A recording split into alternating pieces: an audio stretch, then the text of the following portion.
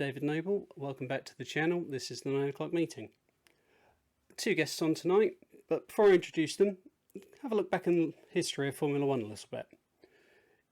Early 21st century, the world is moving on, the internet is flourishing, websites picking up left, right and centre. Everyone is finding new ways of social media and interaction, except Formula One. At the time, it was owned by a company whose sole interest in Formula One was basically minimum investment and maximum amount of money they could take out of it. The brand itself was seen to be, because it was so exclusive, because it wasn't shared around and whatever else, like the exclusivity was a big part of it. And when Bernie Ecclestone was asked about trying to appeal to younger fans, I think he may even have said that why bother, because it was the older ones who had all the money. It wasn't very socially friendly. So when Liberty Media inherited it, they very much inherited a company and a fan base which was kind of stuck in the 20th century. And that's why, despite the fact that the t-shirt I'm at the top I'm owning, for example, is I bought before some of my fellow content creators were even born, that doesn't actually necessarily, this extra experience, help me in terms of content creating, for example. So, to try and show me the error of my ways and where I can learn more things or not to be so judgmental about certain things, Twitch, and what have you, please have got Beth and Keira, who both have very successful channels of their own. We're also part of the F series, so welcome, guys. Thank you very much for having us. I'm really excited to have a good little chit chat about what we know and what we don't know, and what you know and what you don't know. Well, yeah, this is, as I said, I think my working title for this was sort of like the F1 generation gap, because, well, younger people get so much flack of only coming into the F1 because of Drive to Survive and stuff. But there's so much forms of information sharing that people my age are like, what the hell's that? You know, I mean, it's like when doing research for a video and stuff. There is literally endless scope for finding information on the internet. And most of my life, research was you picked up a book. So it's completely changing the face of it. It's like whatever I may know in here, someone like Liam, for example, who, you know, off Twitter, he probably knows more than I do. He's 13. It's just a completely crazy changing landscape. So with that in mind, bearing in mind we all have our YouTube channels, we all, you know, talk socially on WhatsApp and stuff and on Twitter. I, 42 years old, been watching Formula One since the late 80s, been on YouTube for over a year. I have 117 subs. Beth, what have you got? How long have you been watching? I have been watching Formula One since 2018, so since the first Drive to Survive season came out, and I have been on YouTube since May 2020, so around about 8 months now, and I am closing in on 2,000 subs, and I'm 23 years old. Congratulations. Thanks. What about you, Keira? So I've been following Formula One probably from about 2013 to 2014 time, but I really got into it 2015, 2016 time, once I stopped other commitments that were just getting in the way of my weekends, really. So that's when Formula One took full focus. I am 18 years old from Norwich. My channel is at 5,800 subscribers, so nearly at the 6k mark, and I have had my channel since February 2020, so just over a year now. Back to my point about how it doesn't matter how long you've been watching it for. I mean, you get some of the people who we chat to on WhatsApp, they've been like doing YouTube 7 years, and it's like they're 19 or something. Yeah. It's crazy, isn't it? People have been doing it so young. Like, people started channels when they were like 12 or something. It's crazy. Yeah, Aiden and I think Will as well as another one. Yeah.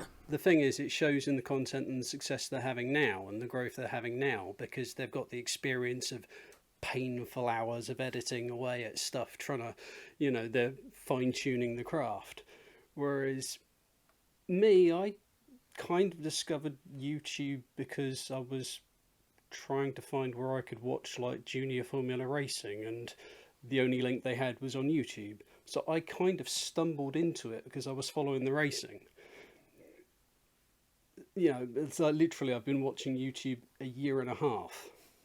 That's it. Really? Yeah. Oh my god. Yeah, my first bit. I grew up with YouTube. I think Beth could say that as well. We grew up on, watching YouTubers for like 20 minutes every, day. They'd done daily vlogs, they'd done weekly videos. We were obsessed with it. It wasn't Formula One. I wouldn't say we didn't grow up watching motorsport, but we grew up watching beauty people, lifestyle people, vloggers, all that sort of stuff. But obviously it was so different back when you were younger, David. Well, yeah. When I was younger, there were 4 channels on the television.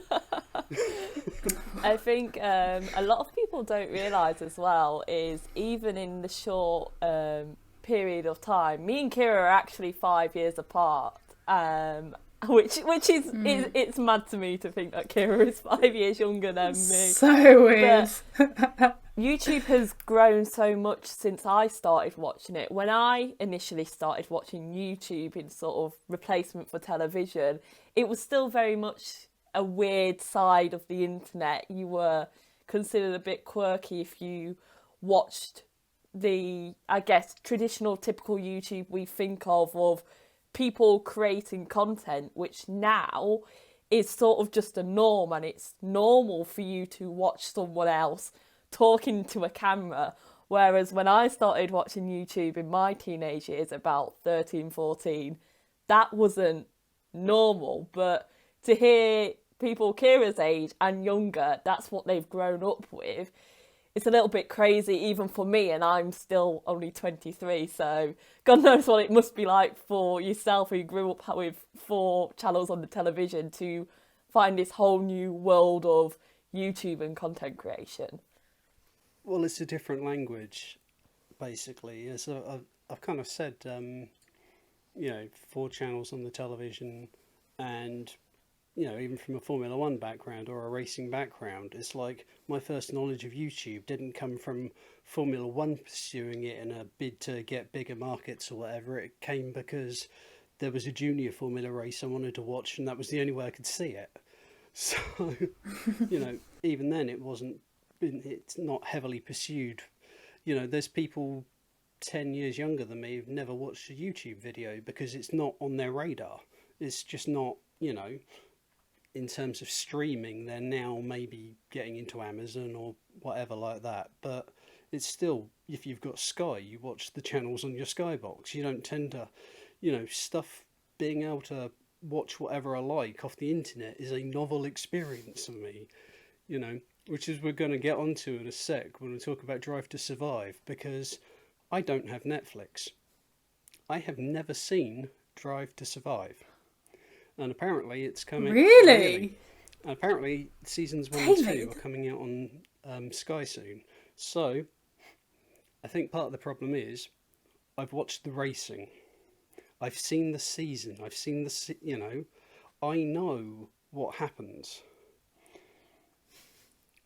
So why would I watch Drive to Survive? I think it gives you a different perspective because you do get a couple of things that were the behind the scenes. I found that with Drive to Survive, you'll see, I think season 1 was focused quite a lot on Daniel Ricciardo and his move from Red Bull to Renault at the time, and whether he would go with Renault, whether he would go with McLaren. So there were certain things that you'd see from behind the scenes, and it was kind of more of a documentary, really. I kind of liked the aspect that we were taking a sport that, commonly sports don't get turned into things like this. You just watch the sport, but actually being turned into kind of almost like a film, like it was a series. It was a documentary on the biggest not streaming, I guess it is, platform in the world. It's Netflix. Netflix is massive, so they must have seen the potential, and it's all coming down from Liberty Media, and I can't praise them enough for what they've done with the sport. To think, they took over, what was it, 17, 18 that they took over. Still To recent, think in that short amount of time that they've turned things around like that is just absolutely incredible. But yeah, I think Drive to Survive, you get a different perspective, and I would urge you to watch it, David. I hope you do. But for the first and second series, I didn't have Netflix either, because I was never somebody that could focus for that long. So I'd always ask, you know, when it came out, I really wanted to watch it, so I made sure that I logged into my friend's Netflix so I could watch it.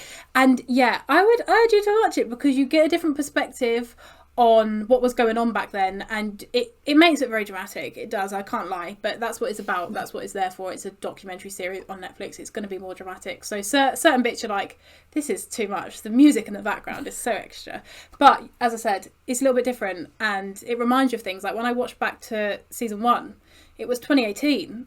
I think I can't even remember that half of this happened, but it gives you that jog back, and it feels good. Like, it feels good to remember the times, so I'd urge you to watch it. Yeah, I think they definitely capitalise on when they release it as well. So the season 3 of Drive to Survive is coming out on the 19th of March, which is a week before the season starts. So it's a really good way of getting current fans to actually get excited for the season again and give themselves a recap, because even though we all live and breathe Formula One, sometimes you need a recap of what happened and the stand-up moments of the season before, and remind you of what storylines I guess we'll be seeing in the next season. Drive to Survive, it did give me a different perspective of Formula One. Before I watched Drive to Survive, my partner always tried to get me to watch Formula One, and I did the typical, no, it's just cars going around in circles quite fast, and that's boring to me. But Drive to Survive, when I started watching it with my partner, I got more involved with it because I actually saw the people behind the cars and actually what they were for and their storyline to it. And I obviously stayed watching Formula One for the racing, because in the season you don't see these behind the scenes as much, but it served as that initial pathway for me to enjoy the sport and actually be able to build on my knowledge as I got to know more. Every single day I learn more about Formula One, and sometimes I'm the one asking stupid questions.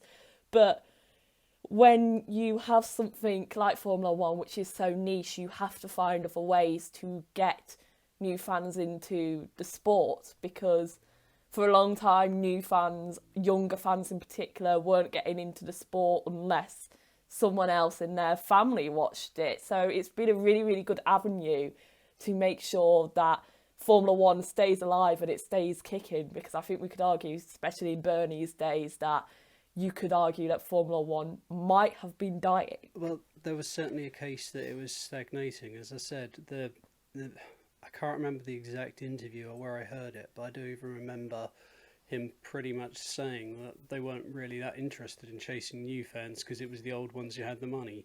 And at that point, it was very much a case that it was all about pretty much how much they could basically sponge off the business. You know, it was short-term win, long-term whatever, because they weren't thinking about that. And basically Liberty Media picked it up when it was practically on its knees because it had such little investment in it for so long. So, and now look at them. It's booming now. I mean, I don't know the figures, but I should think that they're earning a lot more money now than they were in Bernie's time. it's quite well. Obviously, after the last year, it's been a struggle just trying to get through it and survive. But it's a business now that works, that has, you know, it has a ground base, a new fan base or whatever. So it can actually work towards looking towards the future and building towards the future and being relevant. I mean, it's always a bit of an issue with the sport in terms of, because it's so technological based and technology moves so fast, it's keeping up with whatever's coming next. Whether that threat to the business is something like Formula E, whether it's even esports to a certain extent, because while it's a different creature, one of the things it is doing is bringing people into the sport who wouldn't necessarily have had the money to do so before. But so many younger people kind of watch that stuff. There seems to be a lot of people who got into YouTube by following people who were playing games, racing games and stuff on YouTube. And these people are now hundreds of thousands, millions. I mean, I don't know about Veloci and all that lot, but isn't that kind of how they became huge? I guess so. I should know, being contracted and being part of Veloci. But I mean, yeah, they've built up their brand massively, you know, through esports. Obviously, that's where they started with esports. They've now expanded to real racing. They're doing loads of stuff with McLaren, Alpha, Abu Dhabi track. They now have a team in Extreme. So it's just expanding on that. And they've done an amazing job in terms of their business, you know, a lot better than most people out there. And it all stemmed from esports. And I think esports, it's just boomed massively, and you get a lot of money in esports. If you look at esports drivers, their budgets and, you know, the prize that you get at the end of winning, say, the Formula 1 esports World Championship is loads. It's absolutely loads. It's more than sometimes you get, you know, in real racing. In real racing, you're putting in so much money to buy that seat. Take, for example, Formula 2. What is it? It could get up to, what is it? 1.5 million, I think I've heard. It can cost you that much. Yeah. I mean, they're talking half whereas a with million to esports, $1 million for Formula 3. So yeah, oh gosh, yeah, I saw that. I mean, at a Formula 3 level, it's crazy money, and you've got to get a lot of sponsorships, you've got to have a lot of your own money in that. Obviously, this is where we have a pay driver issue, and, you know, but we won't get into that. But with esports, you know, obviously you do put in money, but nowhere near as much as that. So esports is kind of, I don't think it's a new way. I don't think it's ever going to replace racing, but I think it's a great way of getting into things. And I also think, I'm going to say his name wrong probably, Ken Bullock-Bassey, you know, he think he'd done racing, couldn't afford it, went into sim racing for a little bit, has now been able to take himself into real racing again. So I think esports is an amazing thing to do, and I think it's really good that Formula 1 and Liberty Media are able to recognise that, and they're able to shine a lot of light onto that and put a lot of money into that, because it is the new normal. You would take, like, even 5 years ago, it wasn't the normal. You know, people would look at it and be like, esports, what a joke. But now it's a massive thing, and it's something that people should really take serious. Well, I mean, I can think of about 4 or 5 different drivers who have come from like esports and gone on to doing actual racing, beginning with Jan Mardenborough a long time ago now, but, you know, I remember him in GP3 back in about 2013, and he came from the Nissan program. So it's grown hugely. And then you look at James Baldwin, of course, getting a run out of British GT in the McLaren last year. It's definitely an avenue now, and when we think of racing in general, the problem is it is so expensive. I mean, Tomo went on a rant about it on one of his videos about how, if we could do this and if we could make it cheaper and people could get involved, we'd have possibly 90% more people being able to get to it than we've had previously. And, you know, because there's always the argument that we look at the great drivers who have got on the grid now, but the 90 best drivers in the world could never have been discovered because they never had the money to do it. And esports is proving to be a way that some of them can make that step or get noticed or get some actual track time, whether it's a prize for something or whatever else. Yeah, I think one thing that I guess we can take from 2020 and the entire pandemic is it really did help push esports to the forefront, because we couldn't do anything else, and Veloci quickly came up with a solution for those who were missing out on a race weekend because of the pandemic, and people tuned in because people wanted to watch racing regardless of whether it was real cars or not. And I think Veloci did a really, really good job of making that first event as successful as it was, because if it didn't go as well as it could have, it really could have, I guess, hindered esports in Formula 1 quite significantly, because so many people tuned in, especially the fact that Lando was obviously in that first event. He was the only Formula 1 driver that sort of put the faith in the first event and said, yes, I will do this, and brought a huge audience to it.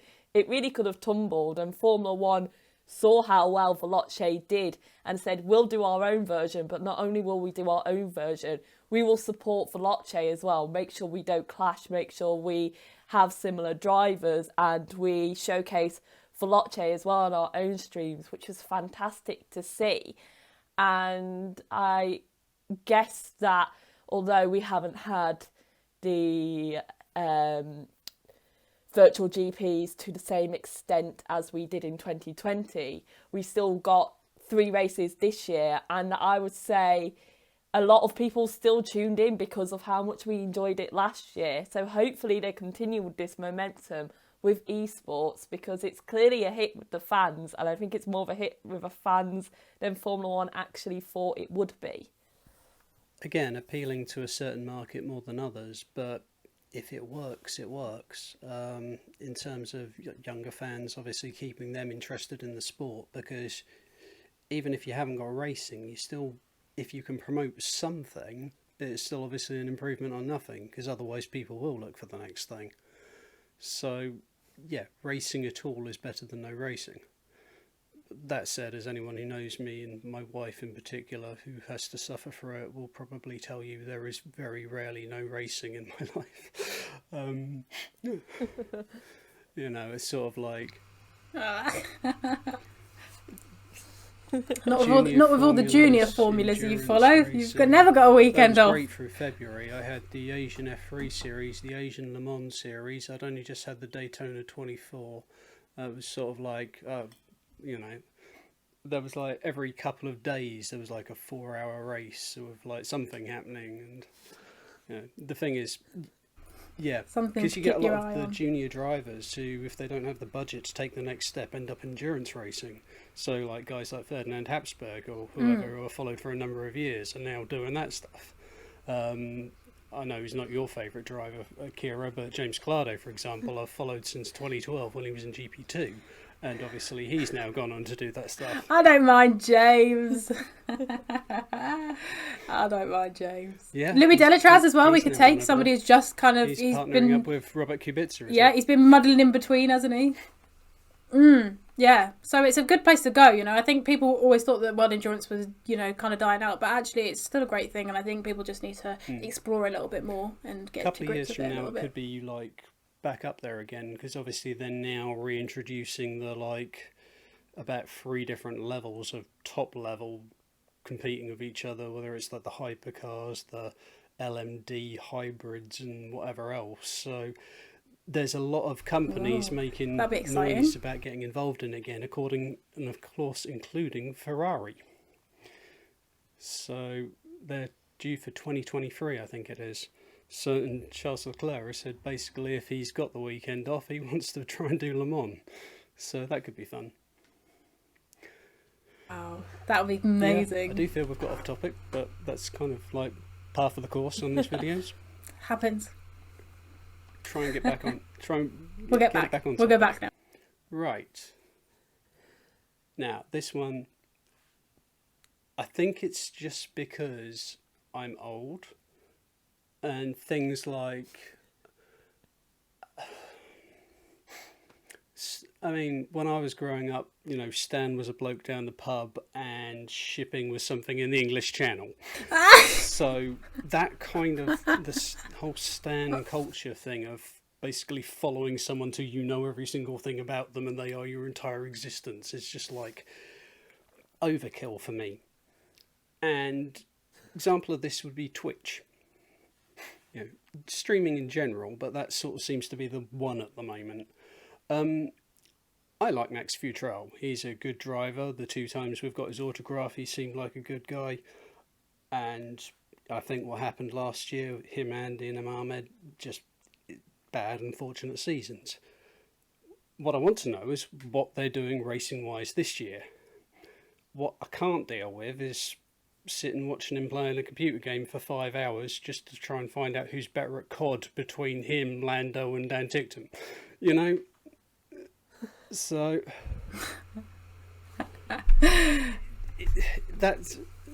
Yeah, I get what you mean. I think a lot of them kind of go into streaming because, again, it is also another income, and I think it's something that they do all night, every night anyway. You know, they play video games, so why not put it on Twitch and stream it? And I think, when just going back to Stan culture a little bit, I don't think Stan culture and Twitch quite correlate as much as you think. I think when you get an obsessive fan, they can find everything about you just by Googling you. Like, you know, there are a lot of Lando Norris fans that take it too far. I think they found out he was in Dubai over Christmas and New Year's Eve because they saw his arm in a picture. Okay, that's how far people can go.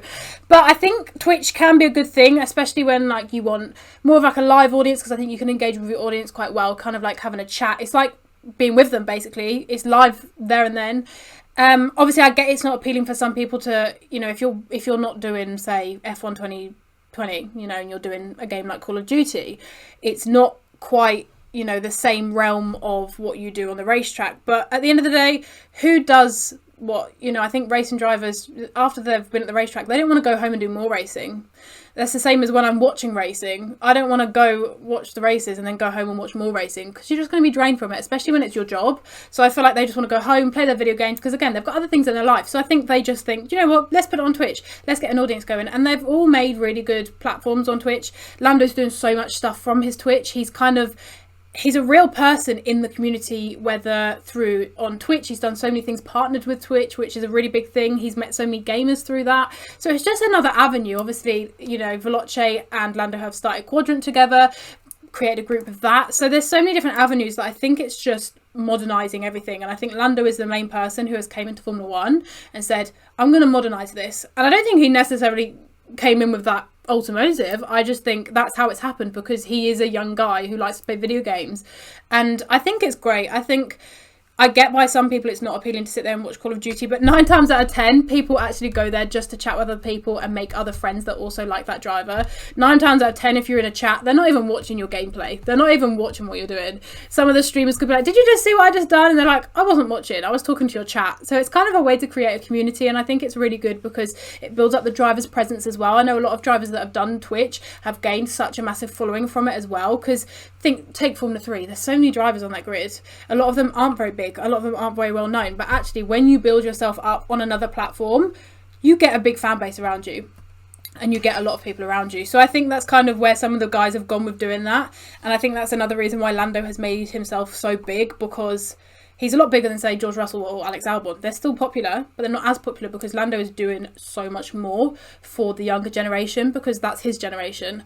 And obviously, I get that it's so difficult for somebody like yourself to get into it, because it's just not what you're used to. It's not what you're natural. And I'm sure when I get into my 40s and I look down at what children, you know, now my age are doing, I'd be like, what are you doing? You know, and I'm sure it's going to happen at some point. I'm going to be that age at some point. Things are going to progress. There's going to be robots or something. So it is difficult to understand, and I completely get that. But whatever they're doing is really benefiting them in terms of creating an audience, getting a good space, getting money, and just doing something outside of racing, really. Yeah, I think I 100% agree with everything that Keira said. It's just a really good way to sort of get to know drivers more than just being a driver. Even in Formula 1, when we have only 20 drivers on the grid, it's still 20 people that you're sort of trying to get to know, especially when you've got people who might not be in the top cars. You just don't tend to get that much screen time of them, and it can be really maybe eye-opening when you actually get to know more about a driver and think, oh my god, they actually have a personality, rather than this sort of blank face giving the same interview over and over again about how their weekend has been. And that's what Lando has been able to do, has been able to capitalise on it. He is like us, similar age to us, where he has grown up watching YouTube, playing video games, and even before Formula 1, back in his junior formulas, he has been on Twitch and he has been streaming the games. And it just so happens that as he's got into Formula 1, he's naturally gained more popularity. And because what he does in his spare time appeals to a younger audience, it's why his audience is so much younger. And he's really doing a lot for Formula 1 in combining Formula 1 with other interests that young fans want to see. And even fans who aren't coming from Formula 1 or Drive to Survive, 90% of the time they're coming from Lando because their friends have said, I watched this guy on Twitch, he's really funny.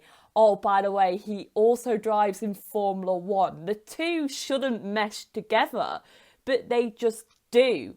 And it's just a really good avenue that I think hopefully Formula One are going to continue to capitalise on as much as they can. Formula One literally tweeted tonight saying that Lando was streaming on Twitch and streaming Minecraft with a load of other creators and Alex Albon. You would not have seen that a year ago. You just wouldn't, and because it's nothing to do with Formula One, but they said he's a driver on the grid and he has a lot of potential bringing new viewers into our sport. So they are supporting him, which is absolutely fantastic to see. Stan culture is a whole nother realm, but I would agree with Keira. Stan culture, I would say, is something that especially younger fans, younger than us, are more engaged with, and it's one of those things that over time you do mature out of it, where you become less intrusive, I say.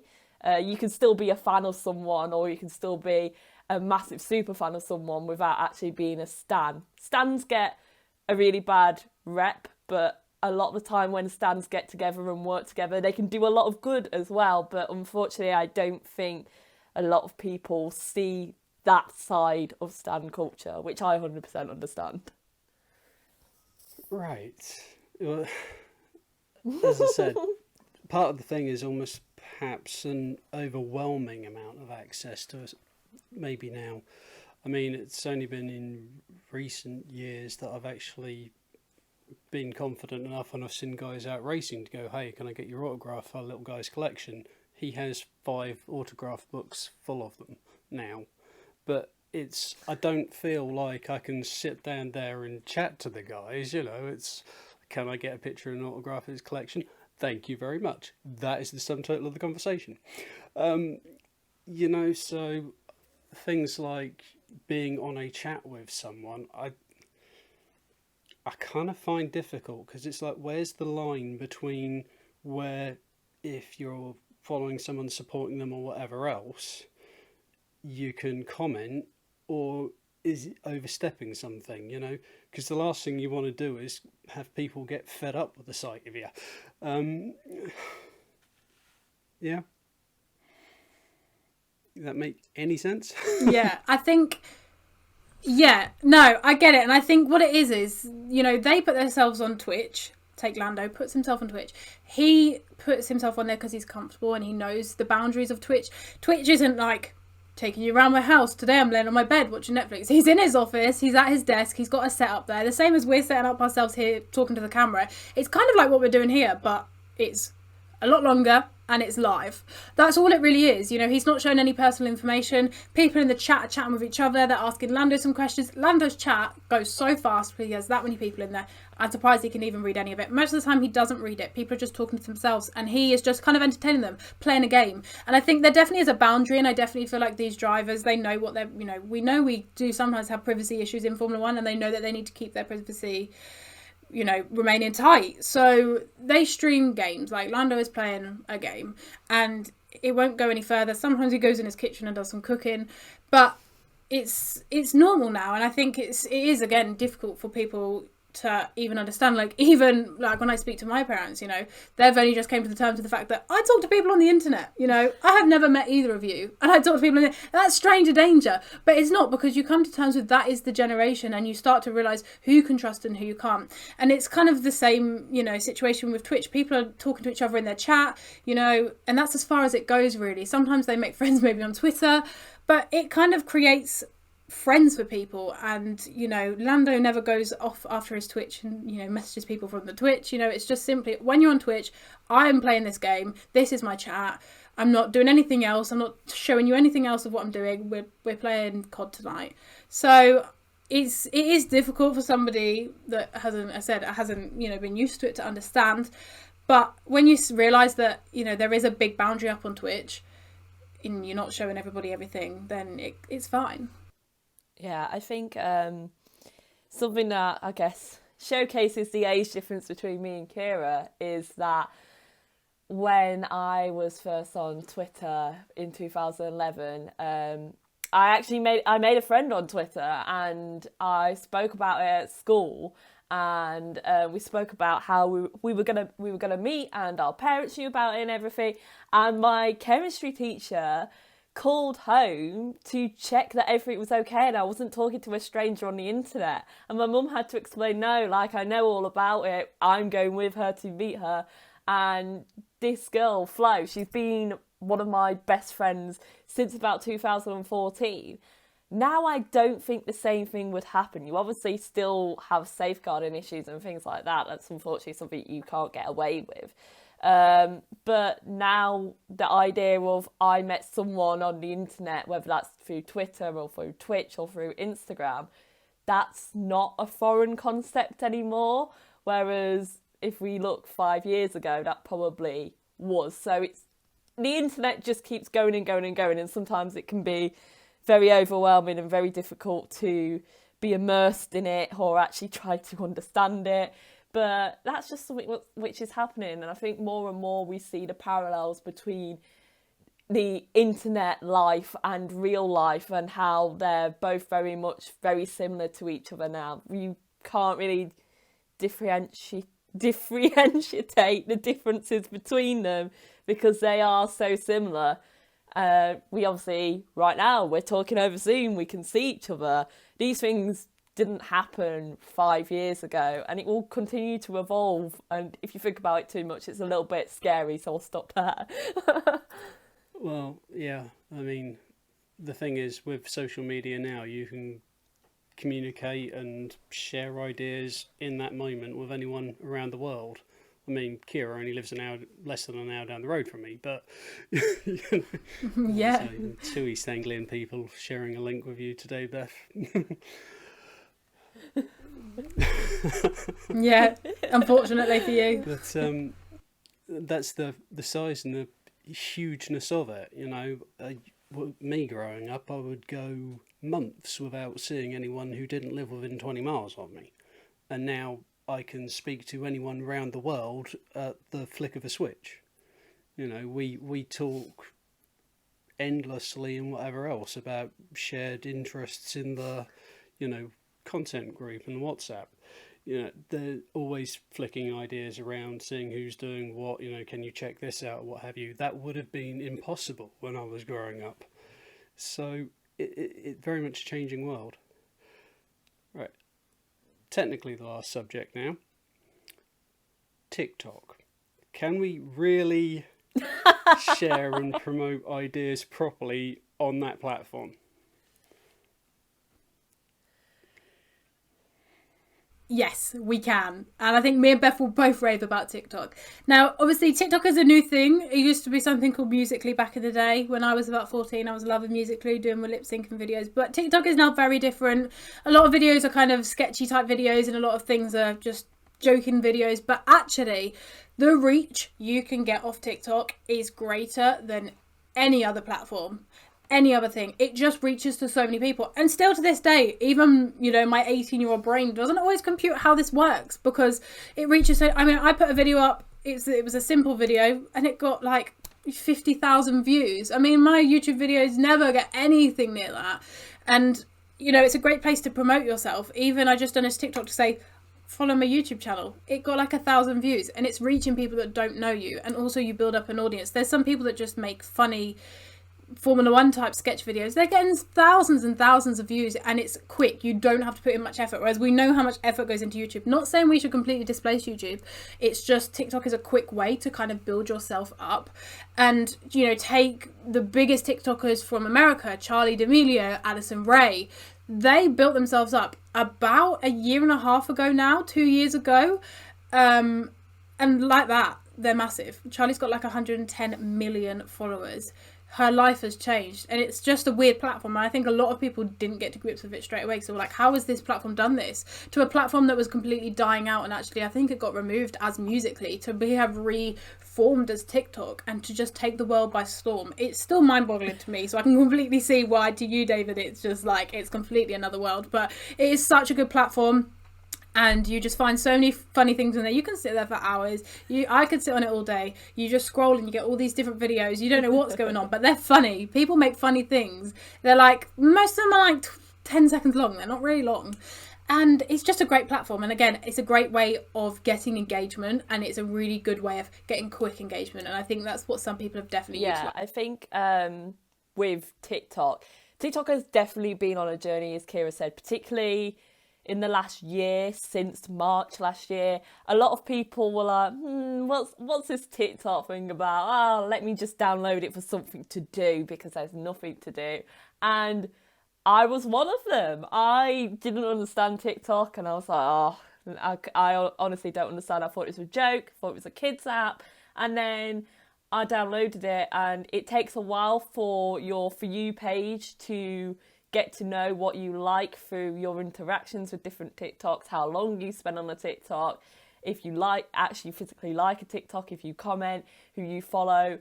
But as soon as it's got you, it's mad. The stuff that comes up on your For You page, and it's just purely curated for you. So if you exclusively like and interact with TikToks to do with Formula One, you are going to get Formula One TikToks on your page. And I think I did a silly little TikTok where I got my friend who doesn't watch Formula One to look at all the drivers and just to rate them purely on looks, just to see what she would say, because it was funny to me. And that has got almost 100,000 views. Something I never expected, and as Keira said, you would never get from YouTube. It's just a really good way to get that quick interaction and engagement, and to build a community. And I actually spoke to someone at Formula One a couple of months ago talking about social media and where they should go with their social media. And I told them, F1 TikTok, you need to get on this, because there is a community out there, and if you make videos on there, they will support you like no other.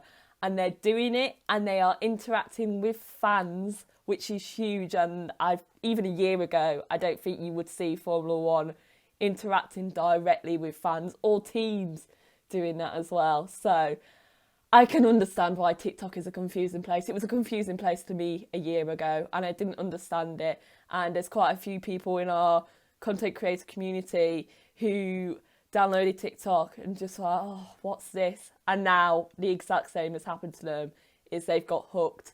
So if you don't want to lose hours of your day, don't download TikTok. But if you do want to have a couple of fun hours every day, download TikTok. I don't have hours of my day to lose. Honestly, I used to, David, don't do it. At break times at work, I would sit down, I'd read a book or a magazine, something like that. Now, I'm sitting down, I'm getting my phone out, I'm watching bloody YouTube videos, or I'm flicking through Twitter trying to find out what anyone's posted about the latest car development, or what a driver's doing, or something else. Just, it's a little, like everything I used to do is just like, over there somewhere, I'll catch up with that in a minute. It's like I'm doing housework, watching people, I'm doing housework, watching Beth's Big Brother video earlier today.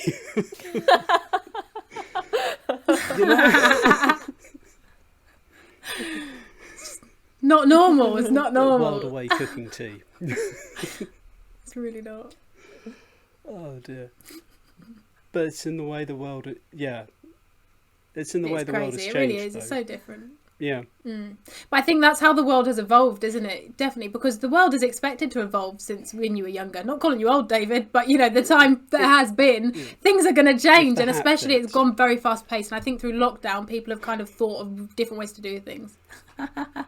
Do apologise, but you know what I mean. Like even when I was younger, like things have changed from like 6 years ago, from when I was just turning a teenager. So you know, I remember first getting Snapchat when I was younger, or first, you didn't even think of an iPhone like 6 years ago. They're so different and it evolves so quickly that it's quite scary. You know, we're looking at robots turning into humans.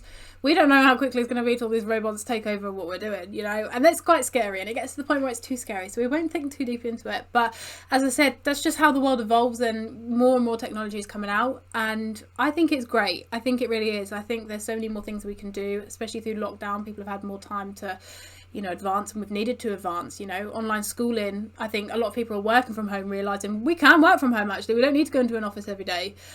And just the world's changed in the last year. I mean, really has. Going back to when I first started watching Formula One, it was literally, there were 4 channels on the television. Formula One was shown on one channel on a Sunday afternoon. That was its slot. If the race wasn't then, you'd watch 45-minute highlight package of it or something, and that was it. You know, otherwise it was maybe Autosport once a week if you were buying the magazine, or F1 Racing or something once a month if you were buying that. And that was where the news came from. That was it. And now it's 24-hour rolling. As soon as something happens, you know about it. You know, the information is all out there on the internet. If you want to find something, you can find it.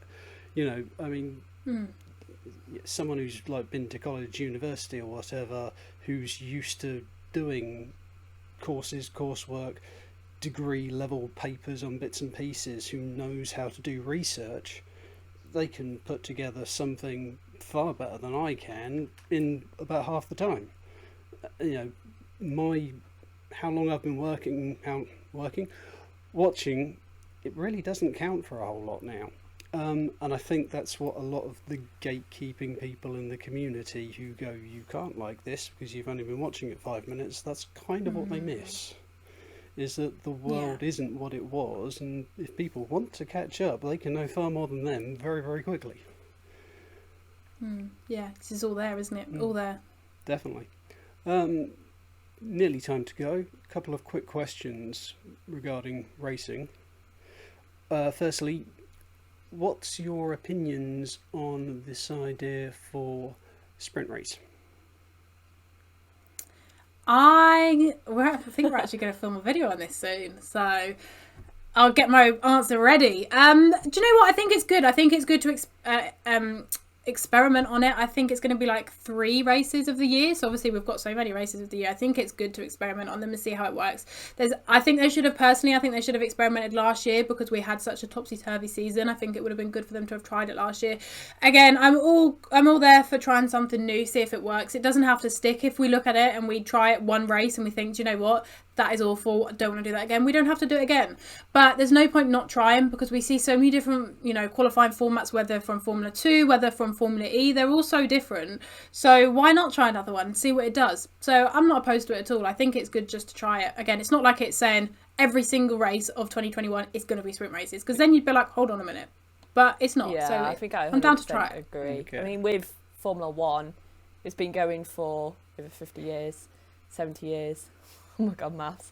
And you've got to try something different, and people say, oh, well, I don't think it'll be any good. You've got to try it, and if it's no good, it's no good. And you look back and think, well, what have we tried over the 70-year period? And I would argue over 70 years, not a lot. So you might as well give something a go and see what results you get from it, and then go from that as you will. 3 races out of this bumper 23 race calendar, which is far too long, really isn't going to make that difference to the championship. And if it does, can we argue that that's a bad thing? I would say maybe not. So I'm looking forward to it, just to see something different, and it could be the best thing we've ever seen, or it could be the worst thing we've ever seen.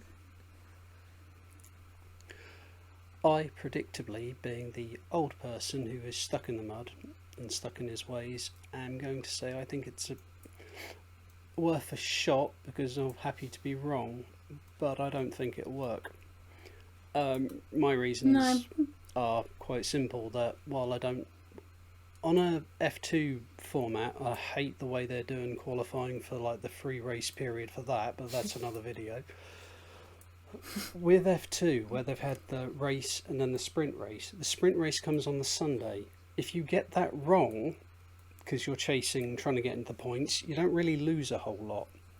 With the sprint race being the one that sets the grid for the main race, there's an argument that having 2 races on a Grand Prix weekend may take away from the actual Grand Prix. But more importantly, how much are people going to be trying to race for position, or how much are they willing to risk to make that move?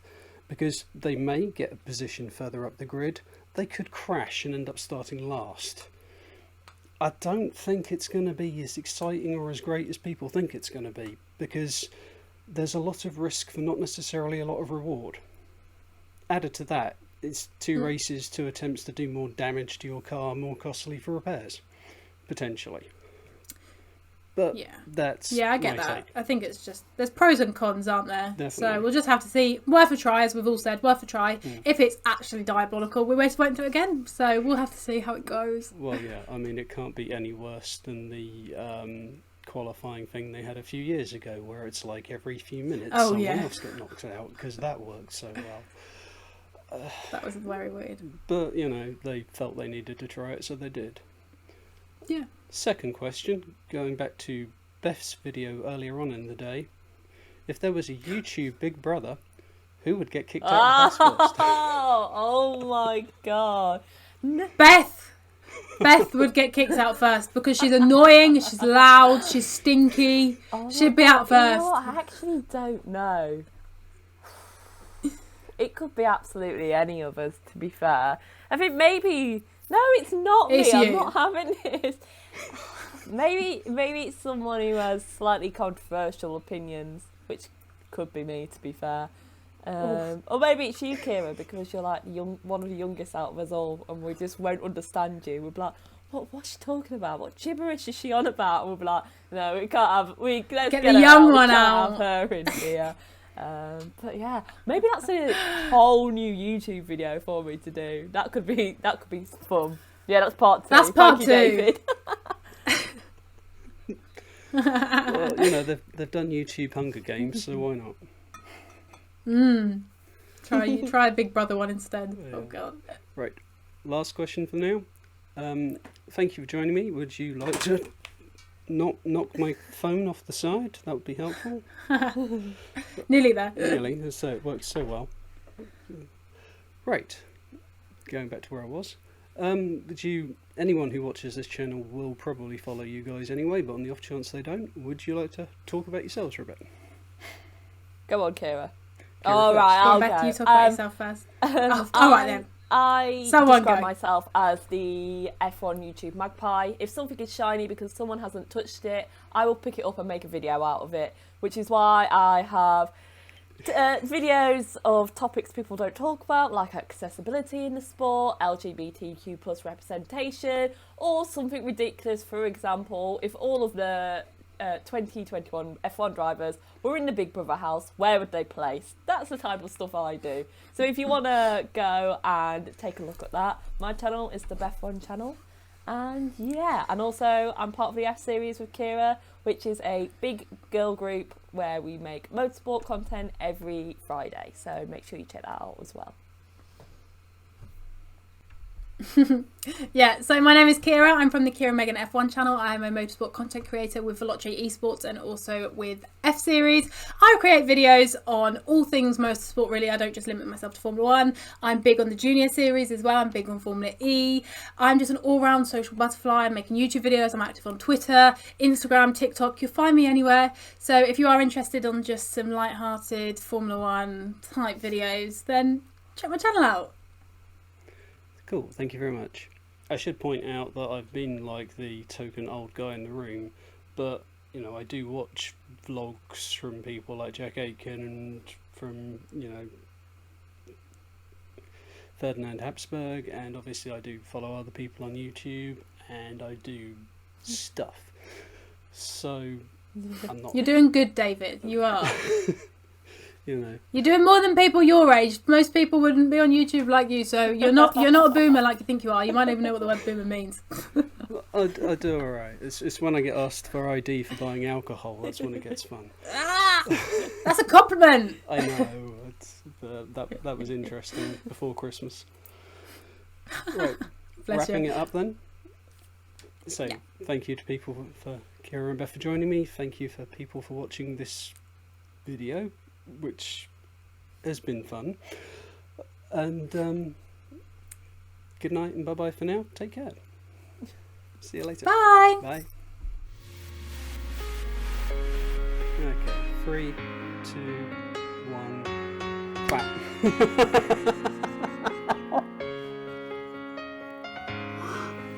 3, 2, 1, breathe, clap.